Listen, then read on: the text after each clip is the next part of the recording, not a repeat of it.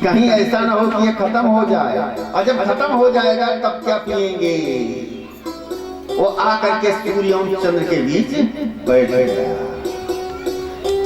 जैसे अमृत सबको पिला रहे हैं मोहिनी भगवान, और यह दैत्य भी पी लिया। और जैसे पी लिया देवगुरु बृहस्पति ने इशारा कर दिया, देखिए प्रभु ये कौन है। उसी वक्त मोहिनी रूप धारण किए हुए विष्णु भगवान ने सुदर्शन चक्र से सर काट दिया, लेकिन अमृत पान कर चुके थे इसलिए दो हो गए, राहु एवं केतु। अब समझ गए दैत्य लोग समझ गए कि ऐसा है कि ये जो है और कोई नहीं है, तो विष्णु भगवान हैं। अब तो दैत्य लोग मारने के लिए दौड़ पड़े, और देवता लोग इस समय पर अमृत पी करके बलशाली हो गए थे। अब तो देवासुर संग्राम छिड़ गया, घनघोर युद्ध हुआ, दैत्य मारे गए, देवता विजयी हुए। चले गए देवगुरु बृहस्पति, दैत्य गुरु शुक्राचार्य के पास चले गए। जितने थे दैत्य, देवताओं का साम्राज्य हो गया।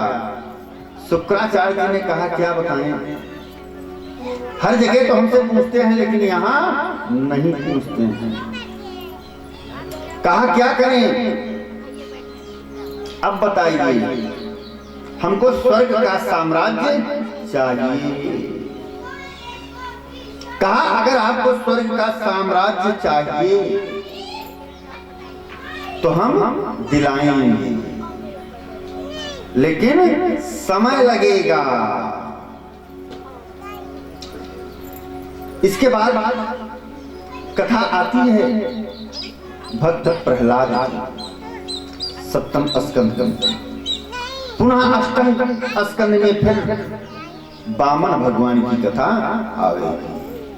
भक्त प्रहलाद के पिता हुए हिरण्याकश्यप।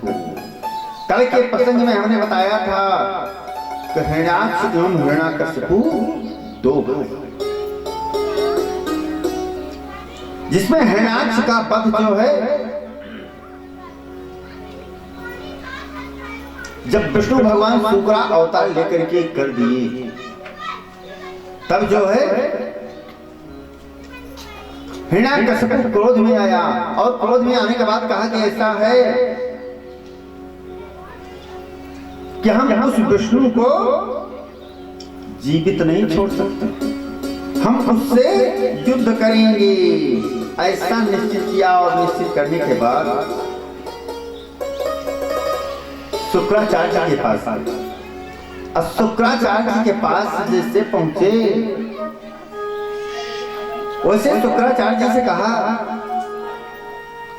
कि गुरुदेव जी मेरे भाई को विष्णु ने मारा, अब मैं उसका बदला अवश्य लूंगा, कुछ उपचार बताएं। शुक्राचार्य जी ने कहा कि नहीं ले सकते। कहा क्यों? क्या विष्णु के पास अधिक है और मेरे पास नहीं है। शुक्रा जी ने कहा तप बल कि तप बल रचई प्रपंच विधाता, तप बल रचई प्रपंच विधाता, बल रचई प्रपंच विधाता, तप बल विष्णु सकल जगता, तप बल विष्णु सकल जगता, तप बल शंभु करहि संहारा, तप बल शंभु करहि संहारा, तप बल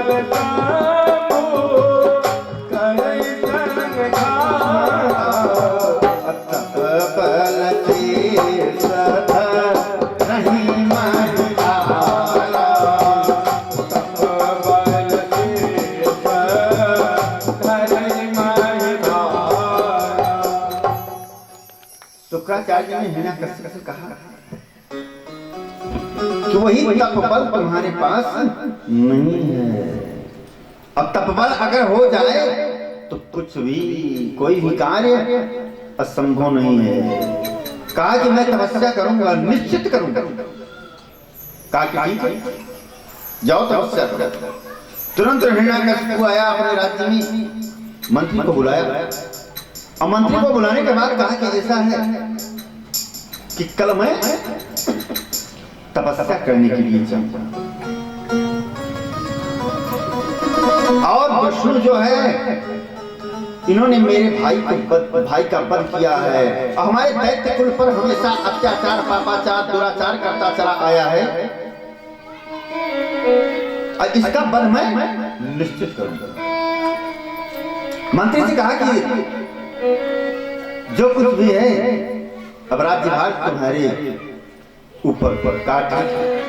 अगले दिन चल दिए और जैसे अगले दिन गए हिरण्यकश्यप और जैसे तपस्या जंगल में पहुंच करके तपस्या करने के लिए उद्यत हुए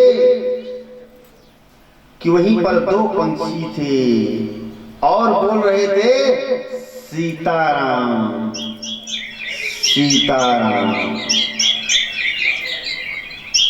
अब तो क्या था